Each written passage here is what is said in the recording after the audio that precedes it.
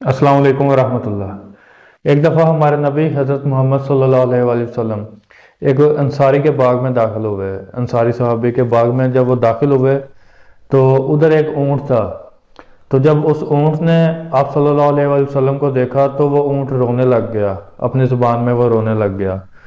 तो फिर उसके बाद नबी पाक सल्लल्लाहु अलैहि वसल्लम उस ऊँट की तरफ गए, उसके पास गए, फिर जाके उसके सर पे हाथ रखा। जब उसके सर पे हाथ रखा आप सलाम ने, तो वो ऊँट चुप कर गया, खामोश हो गया।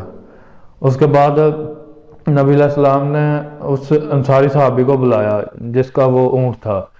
तो जब उसको बुलाया गया तो आप सल्लल्लाहु अलैहि वसल्लम ने उससे पूछा कि क्या तुम इस ऊँट को चारा नहीं डालते? ये तुम्हारा ऊँट मुझसे शिकायत कर रहा है कि मुझे ये चारा कम डालता है और काम ज़्यादा लेता है मुझसे, मुझसे काम करा करा के थका देता है मुझे, और तुम इसे चारा नहीं डालते। तो आप सलाम ने उस सहाबी को फिर नसीहत की कि इसे चारा डाला करे और इससे काम मुनासिब लिया करे। ये आप सल्लल्लाहु अलैहि वसल्लम का एक मौइज़ा था कि एक ऊँट ने आप सलाम से बात की और अपनी फरियाद सुनाई कि मेरे साथ मेरा मालिक क्या करता है।